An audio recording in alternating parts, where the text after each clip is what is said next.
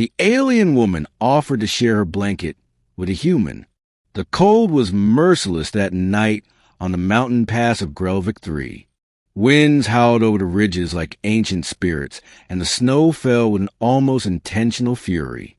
I had lost my unit earlier that day, scattered in an ambush by rogue machines that had gone rogue even from their own creators. Alone, I stumbled through the frost until I found a hollow beneath a jagged rock ledge. It wasn't much, but it shielded me from the worst of the wind. I collapsed against the wall, too tired to speak or even think. I don't know how long I was out. When I opened my eyes again, I wasn't alone. A figure sat across from me near the small fire that had been lit using local moss. She was tall and lean, her skin dark, with a faint glimmer like stars caught in ink. Her eyes glowed faintly in the shadows, and the patterns on her face were not painted, but natural grown into the lines of her skin. She was alien, and she was watching me. I didn't move.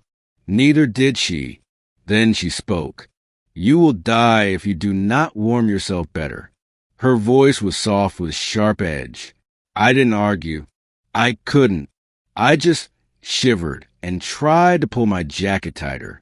She unfastened something from her shoulders and unfolded a thick patterned blanket with a softness that surprised me. She extended it halfway. "You may share it if you wish." I blinked. "Why?" She tilted her head.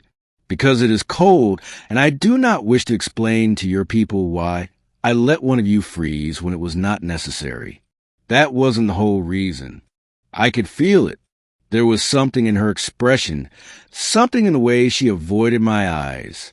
Reluctantly, I crawled closer and wrapped part of the blanket around me.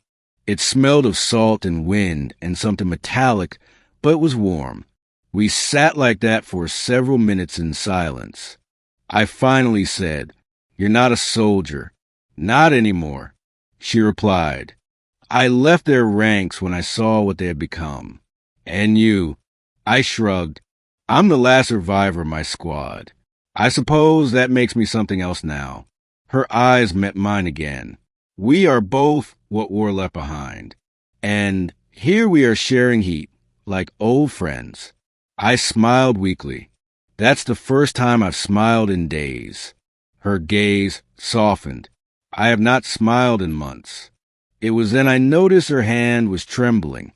She quickly tucked it beneath the blanket. "You're hurt," I said. "A scratch," she lied. "Let me see." She hesitated, but eventually turned her arm. There was a deep gash running along her forearm, wrapped hastily with vine cloth. It was seeping through. "You need proper binding," I said, reaching into my satchel. She pulled back slightly. "Why help me?" "Because you gave me half your blanket," I said simply. "And because I don't like watching people suffer, even alien people." She watched me closely as I cleaned the wound and wrapped it tightly. Her jaw clenched once and relaxed. "Thank you," she murmured. We fell into silence again. This time it wasn't as uncomfortable. After a while she shifted slightly, and the blanket pulled tighter around both of us. I felt the warmth of her arm near mine, the subtle presence of someone alive, real. "What is your name?" I asked. "Telenra," she said. "And yours?" "Jonas." She repeated it softly, as if tasting the syllables. "Jonas." That night we didn't sleep much. The cold kept biting, but the shared warmth helped. But more than that, it was a strange comfort of not being alone. When morning came, the storm had eased, and we set out together.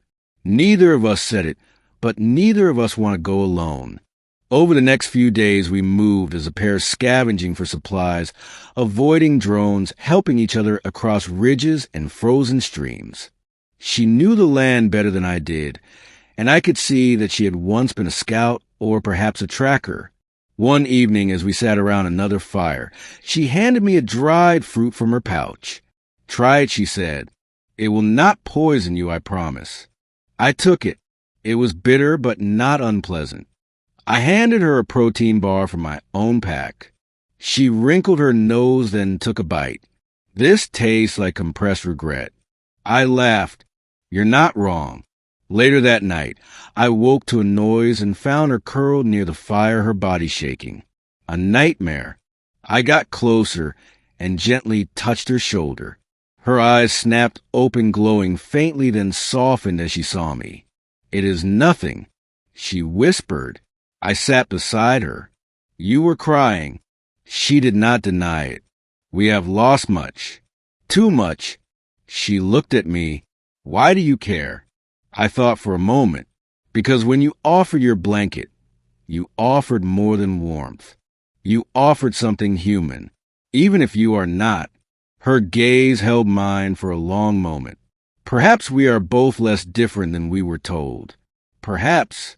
We leaned closer, without meaning to, and when our foreheads touched, I closed my eyes. In that quiet place between breath and silence, there was something shared, something honest. We did not speak of it. We did not need to.